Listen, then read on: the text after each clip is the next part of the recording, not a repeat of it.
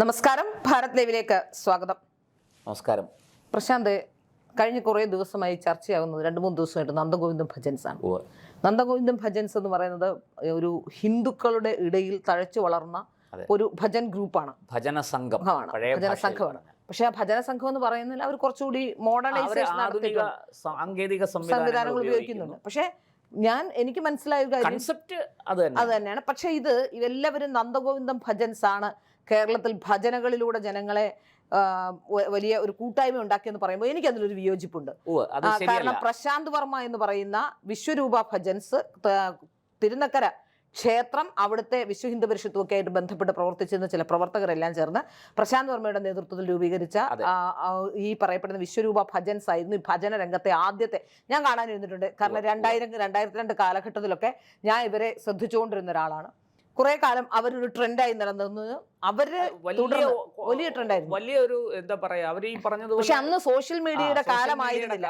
അല്ല, അപ്പൊ അതുകൊണ്ട് ജനശ്രദ്ധ ആകർഷിച്ചിരുന്നു എന്നുള്ളതാണ്. യൂട്യൂബിലൊക്കെ ഇപ്പോ ഒരു 10 വർഷത്തിനുള്ളിലുള്ള അവരുടെ വീഡിയോസ് ഒക്കെ കാണും. വളരെ നല്ല ഒരു ഗ്രൂപ്പായിരുന്നു. ഞാൻ അവരുടെ ഭജന നിരന്തരം കാണുമായിരുന്നു. പറഞ്ഞതിനകത്ത് മറ്റൊരു കാര്യം കൂടിയുണ്ട്. അതിനു മുമ്പ് ഇത് ഭാരതത്തില് ഈ ഭജന സംഘങ്ങള് മുമ്പും പലതും ഉണ്ടായിരുന്നു. അതിന്റെ ചരിത്രത്തിലേക്ക് ഞാൻ പോകുന്നില്ല. ഒരു ഉദാഹരണം പറയാം.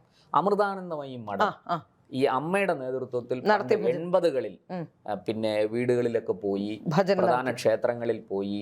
ഈ വീടുകളിൽ എന്ന് പറഞ്ഞാൽ ഒരു വീട്ടുകാർക്ക് മാത്രം കേൾക്കാനല്ല, ആ പ്രദേശത്ത് ഒരുപാട് ആൾക്കാർ. അല്ല, ഭജന സംഘങ്ങൾ പണ്ടുമുണ്ട്. അതുകൊണ്ട് ഞാൻ ശബരിമല പോയതൊരു 5 വയസ്സ് 6 വയസ്സിലൊക്കെ ഞങ്ങൾ ശബരിമല പോകുന്ന സമയത്ത് അന്ന് വലിയ ഈ കന്നിമലയൊക്കെ കൊണ്ടുവന്ന് ഭയങ്കര ചടങ്ങായിട്ടൊക്കെയാണ്. ഇപ്പോഴത്തെ പോലല്ല. അന്ന് എന്റെ വീട്ടിലൊക്കെ എന്ന് വെച്ചാൽ 2 സെറ്റ് ഭജന സെറ്റിനെയൊക്കെ വെച്ച് ഞങ്ങൾ എന്റെ ചേച്ചിയൊക്കെ കൊണ്ടുപോയത് വലിയ ആഘോഷമായിട്ടാണ് കന്നിമല കൊണ്ടുപോയത്. പോയത് കാരണം പപ്പായ്ക്ക് അന്ന് ഞങ്ങളെ പെൺകുട്ടികളായതുകൊണ്ട് തന്നെ അധികം കാലം കൊണ്ടുപോകാൻ പറ്റില്ലല്ലോ. അപ്പൊ ഞങ്ങളെ 3 പേരെയും കൊണ്ടുപോയത് കരയൊട്ടുക്ക് സദ്യയൊക്കെ കൊടുത്ത്. നല്ല ഉദാഹരണം പറഞ്ഞുതരാം. നമ്മുടെ ഒരു സിനിമയില് ചെമ്പരത്തി എന്ന് പറയുന്ന സിനിമയിലാണെന്നാണ് എന്റെ ഓർമ്മ. വയലാർ രാമവർമ്മയുടെ ഒരു പാട്ട് തന്നെയുണ്ട്, ശരണമയ്യപ്പ എന്ന് തുടങ്ങുന്ന പാട്ട്. അത് വലിയ ഹിറ്റായ പാട്ടാണ്. മുന്നോടിയായിട്ട് അപ്പൊ അന്ന് ഭജന ഭജന അന്ന് മുതലേ ഉണ്ട്. പക്ഷെ സോഷ്യൽ മീഡിയയുടെ കാലമായതുകൊണ്ടും ഒരു ഹിന്ദു ഏകീകരണം കഴിഞ്ഞ കുറെ കാലങ്ങളായി ഉണ്ടായതുകൊണ്ടും ഈ നന്ദഗോവിന്ദ ഭജൻസ് കേറി അങ്ങ് കത്തിപ്പടർന്നു. അതിന് വലിയ പ്രാധാന്യം കിട്ടി, പ്രേക്ഷക സമൂഹത്തെ കിട്ടി. സത്യത്തിൽ ഇപ്പോ അവര് തന്നെ അവരുടെ ഒരു ഇരുന്ന കൊമ്പ് മുറിക്കുന്നു എന്ന് പറയുന്ന പോലെ അവർ തന്നെ അവരുടെ ഒരു വീഴ്ചയിലേക്കുള്ള ഒരു തുടക്കം കുറിച്ചിരിക്കുന്നു എന്നാണ് എനിക്ക് മനസ്സിലാക്കാൻ സാധിക്കുന്നത്. ഏതായാലും അതിനെതിരെ വലിയ ജനരോഷം നടക്കുന്നുണ്ട്. ഒരു ഖേദപ്രകടനമൊക്കെ ആയിട്ട് വന്നിട്ടുണ്ട്. ആ ഖേദപ്രകടനത്തിലും ആത്മാർത്ഥതയില്ല എന്നത് വായിക്കുന്ന ആർക്കും മനസ്സിലാവും. അപ്പോൾ ഇതിന്റെ പിന്നിൽ സത്യത്തിൽ ഈ നന്ദഗോവിന്ദം ഭജൻസിന് പിന്നിൽ ഒരു ആസൂത്രിതമായി കഴിഞ്ഞ കുറച്ച് കാലങ്ങളായി ആസൂത്രിതമായി ചില ശ്രമങ്ങൾ നടക്കുന്നുണ്ട്. അതായത് ഒന്ന്, ഇത് ഹൈന്ദവ വികാരം പ്രൊമോട്ട് ചെയ്യുന്നത് കൊണ്ട് തന്നെ ഇത് വലിയ രീതിയിൽ ചർച്ച ചെയ്യപ്പെടുന്നുണ്ട്. RSSകാരാണ് അല്ലെ സംഘപരിവാറിന്റെ അജണ്ടയാണെന്ന രീതിയിൽ പ്രചരിപ്പിക്കപ്പെട്ടു. അതിന് ബദലായിട്ടാണോ ഇപ്പോ ഇവർ ഒരു ക്രിസ്തീയ ഭക്തിഗാനം ആലപിക്കുന്നു, ഇടതുപക്ഷ ഹാൻഡിലുകൾ ഏറ്റെടുക്കുന്നു? ഇതിലെന്തെങ്കിലും വേറെ എന്തെങ്കിലും ഒരു ഇടപാട് ഇതിന്റെ പിന്നിലുണ്ടോ? ഇതിന്റെ പിന്നിൽ ചില ചരടുവലികളുണ്ട്. ഈ വാസ്തവത്തിൽ സംഘപരിവാറിന് ഇതിൽ യാതൊരു ബന്ധവുമില്ല. ആ പാവങ്ങൾ ഇതിനകത്ത് അവരാരെയും പ്രോത്സാഹിപ്പിക്കാനും വരുന്നില്ല, നിരുത്സാഹപ്പെടുത്താനും വരുന്നില്ല. ഇവിടുത്തെ സംഘപരിവാറിന്റെ ഇടപെടൽ കൊണ്ട് ഉറങ്ങിക്കിടന്ന ഹിന്ദുവിനെ ഉണർത്തിയത് സംഘപരിവാറാണ്, ഒരു സംശയവുമില്ല. അന്തിത്തിരി കത്തിക്കാൻ പോലും കഴിയാതിരുന്ന ക്ഷേത്രങ്ങൾ ഇന്ന് വളരെ പ്രൗഢഗംഭീരമായി പിന്നെ 10 ദിവസത്തെ ഉത്സവം, ആനപ്പുറത്ത് ശീവേലി അടക്കം അങ്ങനെയുള്ള എല്ലാ ചടങ്ങുകളോടും കൂടി ഏറ്റവും മനോഹരമായി ഹിന്ദുവിൻ്റെ ആധ്യാത്മികവും ഭൗതികവുമായ എല്ലാ മേന്മകളെയും ഉൾക്കൊണ്ടുകൊണ്ടിന്ന് നടക്കുന്നെങ്കിൽ ഫുൾ മാർക്ക് കൊടുക്കേണ്ടത് സംഘപരിവാറിനാണ്, ഒരു സംശയമില്ല. സംഘപരിവാറാണ് നന്ദഗോവിന്ദം ഭജൻസിനെ നേരിട്ട് പ്രൊമോട്ട് ചെയ്തിട്ടില്ലെങ്കിലും അല്ല, ക്ഷേത്ര പുനരുദ്ധാരണം സംഘപരിവാറിന്റെ തണലിൽ, സംഘപരിവാറിന്റെ അധ്വാനത്തിൽ, സംഘപരിവാർ വിയർപ്പൊഴുക്കിയിട്ട് തന്നെയാണ് സംഭവിച്ചിരിക്കുന്നത്. ഒരു സംശയവും അക്കാര്യത്തിൽ വേണ്ട. ഞാൻ പറഞ്ഞു വന്നത്, അപ്പോ സംഘപരിവാർ ഉഴുതുമറിച്ച മണ്ണിൽ ആർക്കും വിത്തിറക്കാം. അതിന്റെ ഫലം കൃഷി ഭംഗിയായിട്ട് ചെയ്ത് ഫലം കൊയ്തെടുക്കാം. നന്ദഗോവിന്ദം ഭജൻസും ചെയ്തത് അത് തന്നെയാണ്. സംഘപരിവാർ ഉഴുതിട്ട മണ്ണിൽ അവർ വിത്തിറക്കി, അവർ ഫലം കൊയ്തു, അവർ വലിയ ആൾക്കാരായി മാറി. വലിയ ആൾക്കാരായി മാറിയപ്പോൾ അവരിലെ കച്ചവട മനസ്സ് ഉണർന്നു എന്നാണ് ഞാൻ മനസ്സിലാക്കുന്നത്. അതായത് ഞാനത് ഉദാഹരണ സഹിതം പറയാം, മുമ്പ് നടന്ന ഒരു സംഭവം വെച്ചുകൊണ്ട്. ഇപ്പോൾ നമ്മൾ ഈ കഴിഞ്ഞ കാലയളവ് നോക്കുകയാണെങ്കിൽ അവർക്ക് വലിയ പേരും പെരുമയും കിട്ടി. അവർ തെക്കൻ കേരളത്തിലും മധ്യ കേരളത്തിലും അവർക്ക് വലിയ സ്വാധീനമായി. അവർ ഏതാണ്ട് ഇപ്പോൾ സത്യം പറഞ്ഞാൽ നമ്മൾ ഈ സോഷ്യൽ മീഡിയയിലൂടെ കടന്നു പോകുമ്പോൾ റീൽസ് വരുന്നുണ്ട്. ഇവരുടെ റീൽസ് കണ്ട ഉടനെ അപ്പൊ ലൈക്ക് അടിക്കുകയാണ്.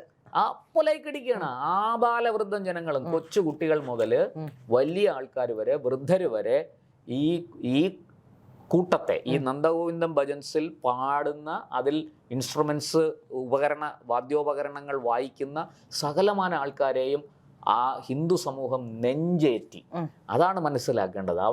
അവരുടെ ഹൃദയത്തിൽ കൊണ്ട് പ്രതിഷ്ഠിക്കുന്ന, കാരണം തങ്ങൾ ആരാധിക്കുന്ന ഭഗവാനെ, ഭഗവതിയെ പാടി പുകഴ്ത്തുന്ന, സ്തുതിക്കുന്ന, കീർത്തനങ്ങൾ ആലപിക്കുന്ന ഒരു വിഭാഗത്തെ അവർ ഭഗവാനോടൊപ്പം അവരാരാധിക്കാൻ തുടങ്ങി. അതാണ് സംഭവിച്ചത്. അവിടെ ഈ ഇത്രയൊക്കെ ആരാധനയും പിന്തുണയും പ്രോത്സാഹനവും ഒക്കെ കിട്ടിയപ്പോൾ ചിലർ വിചാരിച്ചു ഇത് തന്നെ തരം. അങ്ങനെയാണല്ലോ. ഈ പണ്ട് നിർമ്മലാനന്ദഗിരി സ്വാമി എപ്പോഴും ഒരു കഥ പറയും. തമിഴ്നാട്ടില് ഈ കുതിരപ്പുറത്ത് ഒരു ശിവലിംഗം വെച്ചുകൊണ്ട് പ്രദക്ഷിണം നടത്തുന്ന ഒരു ക്ഷേത്രത്തിലെ ആചാരമുണ്ട്. വലിയ ആ ഗ്രാമത്തിലെ എല്ലാ ആൾക്കാരും ഒത്തുകൂടും. മധുരയ്ക്ക് അടുത്താണ്. അപ്പോൾ അവർക്ക് ഒരു തവണ കുതിരയെ കിട്ടിയില്ല. അവര് ഒരു കോവർ കഴുതയെ എവിടുന്നോ സംഘടിപ്പിച്ചുകൊണ്ട് വന്നു. ഇതുപോലെ ഈ കഴുതയെ കുളിപ്പിച്ചു വൃത്തിയാക്കി, ഇതൊക്കെ ഇട്ട്, മാലയൊക്കെ ഇട്ട്, ഇതൊക്കെ ചമയങ്ങളൊക്കെ അണിയിച്ച് കുതിരയെ പോലെ ആക്കി അതിൻ്റെ പുറത്ത് ശിവലിംഗം വെച്ച് ഇങ്ങനെ ആൾക്കാരെല്ലാം വന്നിങ്ങനെ നമസ്കരിക്കുന്നത് ശിവലിംഗത്തെയാണ്. ഇപ്പൊ കഴുത വിചാരിച്ചു ഇത്ര ആൾക്കാർ വന്ന് എൻ്റെ മുമ്പിൽ വന്ന് കുമ്പിടുന്നു, ഇത് ഒരു എന്താ പറയാ, എനിക്കെന്തോ പെട്ടെന്നൊരു മഹത്വം ഉണ്ടായിരിക്കുന്നു. അപ്പം കഴുതയ്ക്ക് തോന്നി ഒന്ന് കുടയണമെന്ന് തോന്നി. കുടഞ്ഞു, വിഗ്രഹം ശിവലിംഗം താഴെ വീണു. നാട്ടുകാർ പൂതിരെ തല്ലി കഴുതയെ. ഇതാണ് ഈ കഥ. ഇതൊരു കഥയാണ്. ഈ കഥ നിർമ്മലാനന്ദഗിരി സ്വാമി എപ്പോഴും പറയും. അതിവിടെ ആപ്ലിക്കബിളാണ്. കാരണം നന്ദഗോവിന്ദം ഭജൻസിനെ ജനങ്ങൾ നെഞ്ചേറ്റിയത്, ഭക്തർ അതിനെ സ്നേഹിച്ചത്, ആരാധിച്ചത് നിങ്ങൾ ചെയ്ത പ്രവൃത്തിയിലൂടെയാണ്. ഈ നമ്മുടെ പറയുന്ന ദേവീദേവന്മാരെ സ്തുതിച്ചുകൊണ്ട്, അവരെ പുകഴ്ത്തിക്കൊണ്ട്, അവരുടെ അവദാനങ്ങൾ പാടി പതിഞ്ഞ് അതിലൂടെ നിങ്ങൾ മുന്നേറിയപ്പോൾ അവർ നിങ്ങളെയും ആരാധിച്ചു, ആ പാടുന്ന ആൾക്കാരെ. അതിനെ നിങ്ങളുടെ എന്തോ മഹത്തരമായ ഒരു കാര്യമായിട്ട് തെറ്റിദ്ധരിച്ചു എന്നുള്ളതാണ്. അപ്പോൾ അതിനകത്ത് പിന്നീട് അങ്ങനെ വന്നപ്പോഴാണ് അതിനകത്തുള്ള ഒരു കച്ചവട മനസ്സ് ഉണരുന്നത്. അപ്പോൾ ഈ പറഞ്ഞതുപോലെ ഇവിടെ ഇപ്പുറത്ത് തെക്കൻ കേരളത്തിലും മധ്യ കേരളത്തിലും നല്ലവണ്ണം സ്റ്റേജുകൾ കിട്ടി. ഇനിയിപ്പോൾ എന്തായാലും അടുത്ത വർഷവും നമ്മളെ അങ്ങ് വിളിക്കും. എല്ലാരും വിളിക്കും. അപ്പൊ ഇത്തവണ അവസരം കിട്ടാത്ത ക്ഷേത്രങ്ങളുണ്ട് എന്ന് വെച്ചാൽ അല്ല, തെക്കൻ കേരളത്തിലും മധ്യ കേരളത്തിലും തന്നെ ഇപ്പോ പിന്നെ ഒരു ക്ഷേത്രത്തിൽ വിളിക്കുന്നു. നമ്മുടെ ഇവിടുത്തെ, നമുക്ക് തിരുവനന്തപുരത്തെ ഒരു കഥ എടുക്കാം. പിന്നെ പഴവങ്ങാടി ഗണപതി ക്ഷേത്രം പുത്തിരിക്കണ്ടം മൈതാനത്ത് ഇങ്ങനെ ഒരു പരിപാടി സംഘടിപ്പിക്കുകയാണ്. അപ്പൊ അതേ ദിവസം തന്നെ ആറ്റുകാലും പരിപാടിക്ക് അവർക്ക് വിളിച്ചാൽ പോകാൻ സാധിക്കില്ല. അപ്പോൾ ആറ്റുകാൽ ക്ഷേത്രക്കാരെന്ത് ചെയ്യും, അടുത്ത വർഷത്തേക്ക് നമുക്ക് ഇപ്പോഴേ പറഞ്ഞു വെച്ചിട്ടുണ്ട്. അപ്പോൾ അടുത്ത കൊല്ലം നമ്മൾ മറക്കരുത് കേട്ടോ, ഇത്തവണ നിങ്ങൾ മുൻകൂട്ടി ഡേറ്റ് അവിടെ കൊടുത്തു, ഈ സാരമില്ല, പക്ഷെ അടുത്ത തവണ ഞങ്ങളുടെ ഉത്സവം വരുന്നത് ഈ സമയത്താണ്, നിങ്ങൾ ഞങ്ങൾക്ക് ഡേറ്റ് തന്നിരിക്കണം എന്ന് പറഞ്ഞൊരു കരാറ് വാക്കാൽ ഉറപ്പിക്കും. അപ്പോൾ അതുകൊണ്ട് നോക്കിയപ്പം നമുക്ക് നല്ല രീതിയിൽ പിന്തുണ കിട്ടുന്നുണ്ട്. നമ്മൾ ഇനിയിപ്പോൾ വേണ്ടത് എന്താണെന്ന് വെച്ചാൽ മലബാറിലേക്ക് കടന്നു കയറണം. മലബാറിലെ ക്ഷേത്രങ്ങൾ ഒട്ടുമുക്കാലും ഭരിക്കുന്നത് CPM ആണ്. ഇപ്പോൾ CPM ഒരു വലിയ കുഴപ്പമുണ്ട്. അവർ ഈ വലിയ മതേതരരാണ്, സെക്കുലറാണ്. അവർക്ക് ഈ സെക്കുലറാണെന്ന് അഭിനയിക്കുകയാണ്. അവർക്ക് ഈ കാവുകൾ, അതായത് ഈ ജാതി കോമരങ്ങളാണ് ഇവർ. കാരണം ഒരു തീയന്റെ കാവിൽ നമ്പ്യാർ പോകത്തില്ല, നമ്പ്യാരുടെ കാവിൽ മറ്റൊരു താഴ്ന്ന സമുദായത്തിൽപ്പെട്ട ആൾ പോകത്തില്ല എന്ന് മാത്രമല്ല, താഴ്ന്ന സമുദായക്കാർ താമസിക്കുന്ന ആ പ്രദേശത്തേക്ക് ഈ തെയ്യക്കോലങ്ങൾ പോവില്ല. അത്രയേറെ ജാതീയമായ വേർതിരിവ് ഉണ്ടാക്കി വെച്ചിരിക്കുന്ന ഒരു സ്ഥലമാണ് മലബാർ. ആ മലബാറിൽ ഇനിയിപ്പോൾ എങ്ങനെയെങ്കിലും കടന്നു കയറണം. അവിടെ കടന്നു കയറണമെങ്കിൽ CPM സഹായിക്കണം. CPM സഹായിക്കണമെങ്കിൽ ഈ സംഘി ലേബൽ ഒന്ന് മാറ്റണം. അപ്പൊ എങ്ങനെ ഒരു സംഘി ലേബൽ വീണു, അപ്പൊ സംഘി ലേബൽ മാറ്റിയാലേ അതിന് ഒരു മതേതര മതേതര പുരോഗമന സ്ത്രീപക്ഷ നവ ലിബറൽ ആനാചേന എന്ന് പറഞ്ഞൊരു സംഗതിയുണ്ട്. അപ്പൊ അത് കൊണ്ടുവരണം. അതിനാണ് അവർ ശ്രമിച്ചത് എന്നാണ് ഞാൻ മനസ്സിലാക്കുന്നത്. ഞാൻ ഒരു കാര്യം ചോദിക്കുന്നു പ്രശാന്ത്, ഇപ്പോൾ ഒരു പ്രൊഫഷനിൽ അവർ എക്സൽ ചെയ്ത് നിൽക്കുന്നു. ആ എക്സൽ ഇപ്പൊ നമ്മളൊക്കെ, ഞാനും പ്രശാന്തും ഉൾപ്പെടുന്നവർ ജീവിതകാലം മുഴുവൻ, അതായത് ഏതാണ്ട് ഒരു ഈ പ്രൊഫഷനിൽ, ജേർണലിസ്റ്റുകളുടെ പ്രൊഫഷനിൽ അറിയാലോ, ജേർണലിസ്റ്റുകളുടെ പ്രൊഫഷനിൽ സംഘിയാണെന്ന് ലേബൽ കുത്തപ്പെട്ടാൽ ജീവിതമേ തകർന്നു.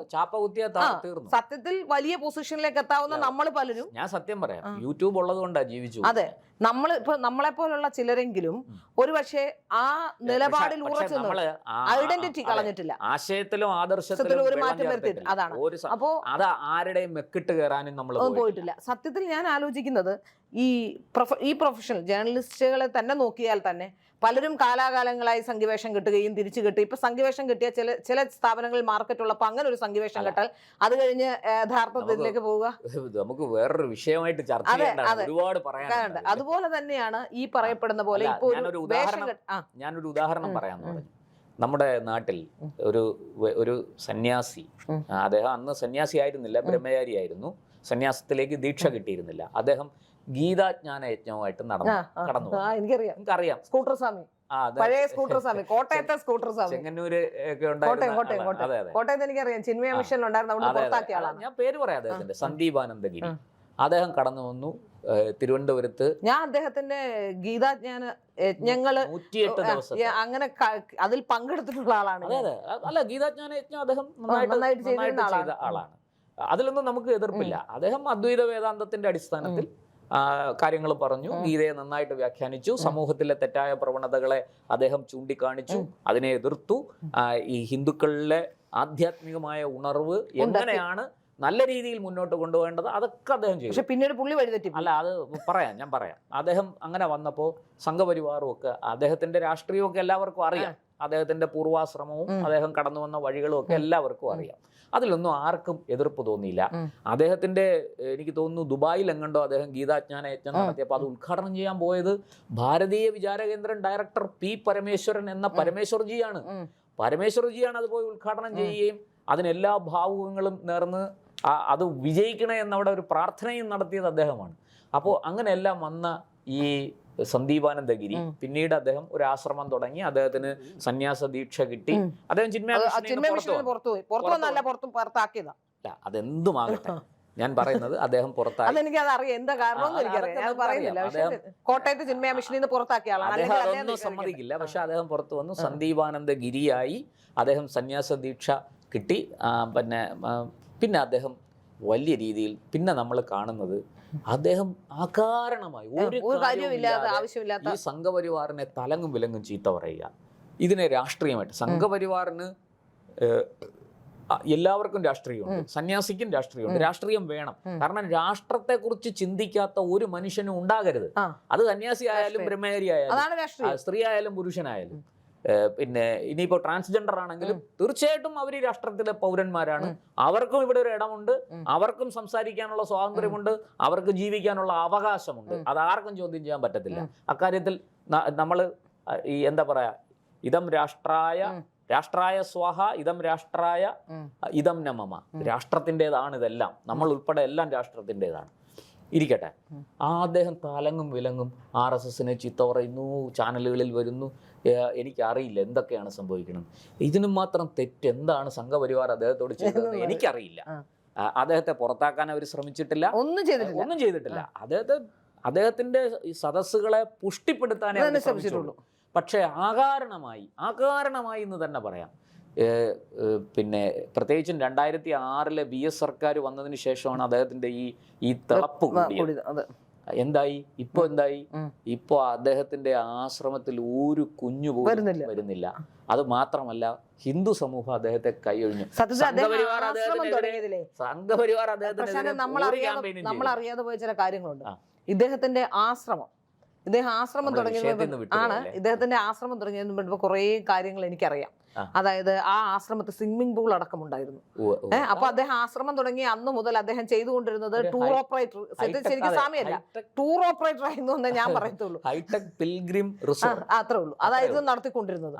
അത് പൊട്ടിപ്പൊളിഞ്ഞ് പാളീസായി. ഇപ്പൊ ആരും പോകുന്നില്ല, അദ്ദേഹത്തിന് ആർക്കും കേൾക്കണ്ട. അദ്ദേഹത്തിന് പിന്നെ അദ്ദേഹം പല ചാനലുകളിലും ഒക്കെ വന്ന് സംസാരിക്കും, പക്ഷെ ആരും ശ്രദ്ധിക്കുന്നില്ല, ചാനലുകാരും വിളിക്കുന്നില്ലെന്ന് തോന്നുന്നു, എവിടെയും കാണുന്നില്ല. ഇതൊരു മുന്നറിയിപ്പാണ്, ഇതൊരു പാഠമാണ്.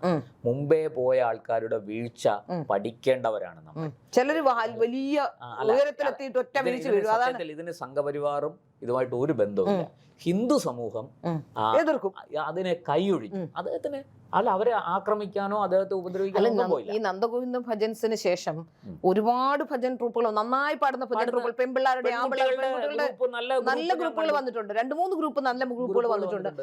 പുരുഷന്മാരുടെയും ഗ്രൂപ്പുകൾ വന്നിട്ടുണ്ട്. കോമ്പറ്റീഷൻ വരട്ടെ, അങ്ങനെയാണെങ്കിൽ മാത്രം കഴിവുള്ളവർ അതിജീവിക്കും, അല്ലാത്തവർ കാലത്തിന്റെ യവനികയ്ക്കുള്ളിൽ മറഞ്ഞു പോകും. അത്രേ ഉള്ളൂ. അപ്പൊ ഇതിനകത്ത് നന്ദഗോവിന്ദം ഭജൻസ് ആണെങ്കിലും ഇനി പ്രശാന്ത് വർമ്മയുടേതാണെങ്കിലും പുതിയ ആരാണെങ്കിലും നിങ്ങൾ മനസ്സിലാക്കേണ്ടത് ഹിന്ദു സമൂഹത്തെ നിങ്ങൾ കുറച്ച് കാണരുത്. കാരണം ഹിന്ദു സമൂഹത്തിനോളം സഹിഷ്ണുത, ഹിന്ദു സമൂഹത്തിനോളം വിശാലത, ഹിന്ദു സമൂഹത്തിനോളം ശാന്തിയും സമാധാനവും ആഗ്രഹിക്കുന്ന ഒരു വിഭാഗം, അറിവുള്ള, പാണ്ഡിത്യമുള്ള, വിവേകമുള്ള, പ്രപഞ്ചം എന്താണെന്ന് ശരിയായി മനസ്സിലാക്കുന്ന യഥാർത്ഥ സനാതനധർമ്മ വിശ്വാസികളാണ്. അവരെ നിങ്ങൾ വെല്ലുവിളിക്കരുത്, അവരെ നിങ്ങൾ അവരുടെ ക്ഷമ നിങ്ങൾ പരീക്ഷിക്കരുത്. അങ്ങനെ പരീക്ഷിക്കാൻ നിങ്ങൾ ശ്രമിച്ചാൽ അത് സ്വന്തം, അതായത് ഇരിക്കുന്ന കൊമ്പ് മുറിക്കുന്ന അനുഭവമാണ് ഉണ്ടാവുക. ഇവിടെ വളരെ നമ്മൾ സോഷ്യൽ മീഡിയയിൽ എടുത്ത് നോക്കിയാൽ മനസ്സിലാവും. ശശികല ടീച്ചർ ഈ രീതിയിൽ ആക്രമിക്കാനുള്ള ഒരു ശ്രമം നടത്തുന്നുണ്ട്. അതായത് ശശികല ടീച്ചർ പറഞ്ഞത് എന്താണ്? ശശികല ടീച്ചർ നിങ്ങൾ പാടുന്ന പാടിക്കോ, പക്ഷെ അത് ക്ഷേത്രത്തിൽ വേണം. ആ നിലപാട് എല്ലാവർക്കും ആരും അത് ഞാൻ അതിലേക്കും കൂടി വരാം. ആരും ഇതിനെതിരല്ല. ക്രിസ്തീയ ഭക്തിഗാനം ഞാൻ കേൾക്കുന്ന ഗാനങ്ങളുണ്ട്. വയലാർ രാമവർമ്മയോട് എനിക്ക് വലിയ സ്നേഹം തോന്നുന്നതും ആരാധന തോന്നുന്നു അവിടെയാണ്. അദ്ദേഹത്തിന്റെ എത്ര പാട്ടുകളാണ്. നിത്യവിശുദ്ധയാം കന്യാമറിയമേ നിന്നാമം വാഴ്ത്തപ്പെടട്ടെ. ഞാൻ കൊച്ചിലെ ടിവിയിൽ വന്നപ്പോ കണ്ട സിനിമയാണ്. ആ വരികൾ ഇന്നും എനിക്ക് ഭയങ്കര ഇഷ്ടമാണ്. എത്ര നല്ല പാട്ടുകളാണ്. വയലാർ വാസ്തവത്തിൽ മതങ്ങൾക്കും ഈ ആരാധനാക്രമങ്ങൾക്കും ഒക്കെ എതിരായിരുന്നു അദ്ദേഹം. എന്നിട്ട് ഒരർത്ഥത്തിൽ പറഞ്ഞാൽ അദ്ദേഹം ഒരു നിരീശ്വരവാദിയായിരുന്നു. പക്ഷെ അദ്ദേഹം ഈ ഉപനിഷത്തുക്കളെയും ദാർശനിക ചിന്തയുള്ള ആളാണ്. അദ്ദേഹത്തിന്റെ കവിത്വം എന്ന് പറയുന്നത് വളരെ ക്രാന്തദർശിയായ ഒരു കവിയാണ് അദ്ദേഹം. അതുകൊണ്ട് തന്നെ അദ്ദേഹത്തിന് ഒരു ദാർശനിക തലത്തിലാണ് അദ്ദേഹം മനുഷ്യൻ മതങ്ങളെ സൃഷ്ടിച്ചു, മതങ്ങൾ ദൈവങ്ങളെ സൃഷ്ടിച്ചു എന്ന് പറയുമ്പോൾ അദ്ദേഹം മതത്തിനെതിരല്ല. പക്ഷെ മതങ്ങളെ സൃഷ്ടിച്ച മനുഷ്യൻ കാണിച്ച കോപ്രായങ്ങളെയും കുഴപ്പങ്ങളെ അദ്ദേഹം ചൂണ്ടിക്കാണിച്ചിട്ടുണ്ട്. പിന്നെ അദ്ദേഹം ഈ പറയുന്നത് പോലെ അതിനിടയിലെ ഈ നന്ദഗോവിന്ദ ഭജൻസുമായി ബന്ധപ്പെട്ട് ഇത് പാടിയ സമയത്ത് ക്രിസ്ത്യ ഭക്തിഗാനം പാടിയതുകൊണ്ട് യേശുദാസിന്റെ പാട്ടുകളെല്ലാം നിങ്ങൾ അങ്ങനെയാണെങ്കിൽ ഹരിവരാസനം പാടുന്ന യേശുദാസ് അല്ലേ എന്നൊക്കെ പറഞ്ഞ ചില വിമർശനങ്ങൾ, ആവശ്യമില്ലാത്ത വിമർശനങ്ങൾ ഹരിവരാസനം പോയി യേശുദാസ് പള്ളി പാടാൻ പറ്റില്ല. അതാണ് ചെയ്യരുത്. ഞങ്ങളെതിരാണ്. നിങ്ങൾ അവിടെ ഇപ്പൊ നിങ്ങൾക്ക് ഒരു പുതിയ പള്ളിയിൽ അല്ലെങ്കിൽ നിങ്ങളുടെ പരമ്പരാഗതമായിട്ട് ഏതെങ്കിലും ഒരു പള്ളിയിൽ യേശുദേവനെ പാടി ഉറക്കുന്ന ഒരു പാട്ടുണ്ടെങ്കിൽ നിങ്ങൾ അത് അവിടെ പാടും. പക്ഷെ അത് ശബരിമല കൊണ്ടുവന്ന് പാടരുത്. അത് ആറ്റുകാലമ്മയുടെ മുന്നിൽ പാടാൻ നിൽക്കരുത്. ഇത്രയേ ഉള്ളൂ വിഷയം. ഇതിനകത്ത് ഇതിന്റെ വിശ്വാസവുമായി വളരെ കൃത്യമാണ്. നിങ്ങൾക്ക് നമ്മളും വരാൻ നിങ്ങൾ പള്ളിയിൽ ഉറക്കുപാട്ട് പാടുന്നുണ്ട് യേശുദേവന്റെ, നമുക്ക് വരാം, നമുക്ക് കേൾക്കാം. നമ്മള് ഇപ്പൊ പള്ളിക്കകത്ത് കയറ്റില്ല, ശരി വേണ്ട, ഞങ്ങൾ പുറത്തു നിന്ന് കേട്ടോളാം, നമുക്കൊരു വിരോധമില്ല. പക്ഷേ ഈ ഇരട്ടത്താപ്പ് ചെയ്യരുത്. ഇനി മറ്റൊരു അതും ഭജനയാ, ഗാനമേളയാണ്. അല്ല, ഗാനമേളയിലും പാടിക്കോട്ടെ, നമുക്ക് വിരോധമില്ല. അതാണ് ടീച്ചർ ശശികല ടീച്ചർ ചൂണ്ടിക്കാണിച്ചത്. അതാണ് ഞാൻ അത് പറഞ്ഞ് അവസാനിപ്പിക്കുക. അതിനു മുമ്പ് മറ്റൊരു കാര്യം, നേരത്തെ നമ്മൾ വ്യക്തിപരമായിട്ട് സംസാരിച്ചപ്പോൾ ഒരു കാര്യം ശ്രീല ചൂണ്ടിക്കാണിച്ചു. മറ്റേ സുദീപ് എന്ന ഗായകൻ ഫേസ്ബുക്ക് പോസ്റ്റ്, ആ ഫേസ്ബുക്ക് പോസ്റ്റ് വാസ്തവത്തിൽ ഈ നമ്മൾ കേരളം മുഴുവനും പ്രചരിപ്പിക്കേണ്ടത് വളരെ കൃത്യമാണ്. അദ്ദേഹം ഒരു അമ്പലത്തിൽ പാടാൻ ചെന്നു, ഗാനമേളക്കാണ് പോയത്. അപ്പൊ അവിടെ ചെന്നപ്പോ അന്ന് ഹിറ്റായ ഇദ്ദേഹം തന്നെ പാടി പാട്ട്, ഒരു ക്രിസ്തീയ ഭക്തിഗാനം പാടണമെന്ന് ആവശ്യപ്പെട്ടു. അദ്ദേഹം പറഞ്ഞു, ക്ഷമിക്കണം, ഞാനത് ഇവിടെ പാടില്ല, കാരണം അത് ആരംഭിക്കുന്നത് തന്നെ ഹല്ലേലൂയ എന്ന് പറഞ്ഞുകൊണ്ട്. യഥാർത്ഥത്തിൽ ഞാൻ മനസ്സിലാക്കുന്നത് രാഷ്ട്രീയത്തിനപ്പുറം സ്വന്തം സത്വം തിരിച്ചറിഞ്ഞ ഒരാളാണ് സുധീപ്. അത് അറിയാത്തത് കൊണ്ടാണ് നവീനും കൂട്ടരും ഇത് ചെയ്യുന്നതാണ്. ഇതുപോലൊരു സംഭവം ഉണ്ടായിട്ടുണ്ട്. ഗായകൻ ജി വേണുഗോപാല് പണ്ട് ചിത്ര ഈ അയോധ്യയിലെ അക്ഷതം വാങ്ങിക്കൊണ്ട് ഒരു അഭിമുഖം പോലെ ഒരു ഇത് പറഞ്ഞു. നമ്മളെ എത്രയോ നൂറ്റാണ്ടുകളായിട്ട് നമ്മൾ കാത്തിരിക്കുന്നതാണ് ആ ക്ഷേത്ര പ്രതിഷ്ഠ. അതോടെ അവരുടെ ഉള്ളിലെ ഭക്തി കൊണ്ടാണ് അവരത് പറഞ്ഞത്. അത് പറയാനുള്ള സ്വാതന്ത്ര്യം അവർക്കുണ്ട്, അത് പറയാനുള്ള അവകാശം അവർക്കുണ്ട്. അത് ചോദ്യം ചെയ്യാൻ ഈ നാട്ടിൽ ആർക്കും അവകാശമില്ല. ആരും അത് ചോദ്യം ചെയ്യാൻ വരികയും വേണ്ട. വരുന്നവരെ എത്ര വലിയവനായാലും ശരി എതിർക്കപ്പെടും. അത് വേണുഗോപാൽ പറഞ്ഞതാണ്. ചിത്ര ചേച്ചിയോട് നമുക്ക് ഒരു തവണത്തേക്ക് ക്ഷമിക്കാനാ? വേണുഗോപാലിന് ഭയം ഉണ്ടെങ്കിൽ നിങ്ങൾ ഓടിപ്പോ. നിങ്ങൾ ഈ രാജ്യത്തുനിന്ന് തന്നെ ഓടിപ്പോക്കോ. പോകാൻ പറ്റിയ സ്ഥലങ്ങളുണ്ട്. ശ്രീരാമനവമി ഗാനം വീണ്ടും ചിത്ര പൊതുവെ ഒരു വലിയ ഭക്തയായ ഒരു സ്ത്രീയാണ്. അവർക്ക് നന്നായിട്ട് പാടാനുള്ള കഴിവുണ്ട്.